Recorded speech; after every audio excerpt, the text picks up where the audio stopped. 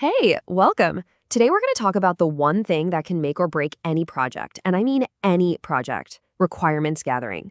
Seriously, this is the bedrock, the foundation everything else is built on. Okay, just think about this for a second because it's the perfect way to look at it. You would never, ever start building a house without a blueprint, right? You wouldn't just tell the crew, yeah, just start pouring some concrete and, put some walls up. It'd be a complete disaster. Well, in the project world, requirements are that blueprint. They are the only thing that stands between success and total chaos. So let's be super clear. Requirements aren't just some friendly suggestions. They are the detailed, documented, non-negotiable plan for the project.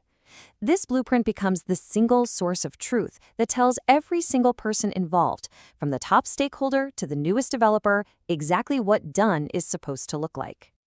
And getting that blueprint right from the start is absolutely essential, because when you don't, well, the stakes get really, really high. It's a great question, and the answer, honestly, it's almost always a slow-motion train wreck.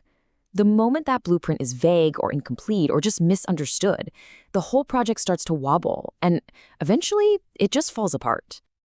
And this is what that disaster looks like. These are the classic signs. First, you get what's called scope creep. That's when people start saying, oh, can we just add this one little thing over and over again?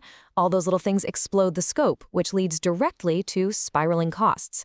And then, the worst part, the team was basically guessing what to build, so they built the wrong thing, which means massive, soul-crushing rework to fix it all later. It's a domino effect. And if you need a number to really drive this home, here it is. It can cost up to 100 times more to fix an error after a project goes live than it does to fix that exact same mistake back in the planning phase. So spending time on good requirements isn't an expense. Think of it as the best insurance policy you'll ever buy. But this isn't just about playing defense and avoiding failure. It's also about playing offense. It's about proactively making sure you're building the right thing to begin with. This is so, so important to understand. You can have a project that hits every deadline, comes in under budget, and looks perfect. But if it doesn't actually solve the real-world business problem it was meant to address, it's still a complete failure. Okay, check this out, because this is the perfect example. It shows the huge gap between what someone asks for and what the business actually needs. The ask seems simple, right? We need a new login page. But the real business need, the thing that's actually causing pain, might be that the support team is getting flooded with password reset calls. So the need is for a secure, single sign-on system to fix that problem. So, how do you find that real need? Well, a good requirements process is basically detective work. You have to ask those digging questions. Why do we need this? What happens if a user forgets their password?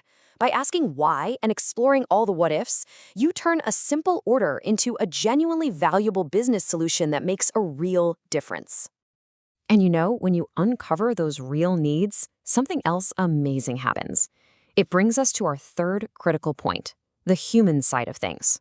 Good requirements are just as much about getting people on the same page as they are about writing things down. Think about it. Without that shared blueprint, every department is just running on its own assumptions. Sales wants one thing, finance wants another, and the poor development team is stuck in the middle trying to guess. A clear set of requirements cuts right through all that noise. It creates a shared North Star for everyone to follow, replacing confusion with clarity. And this is where a business analyst, or a BA, is an absolute hero. Their job is to be that central hub, that facilitator. They get everyone in the same room, help them work through their different priorities, and guide the entire group to agree on a single shared vision. It's active communication, not just writing a document. So when you put it all together, you're avoiding failure, you're building the right solution, and you're getting the whole team aligned. What you're really doing is building that solid foundation for success.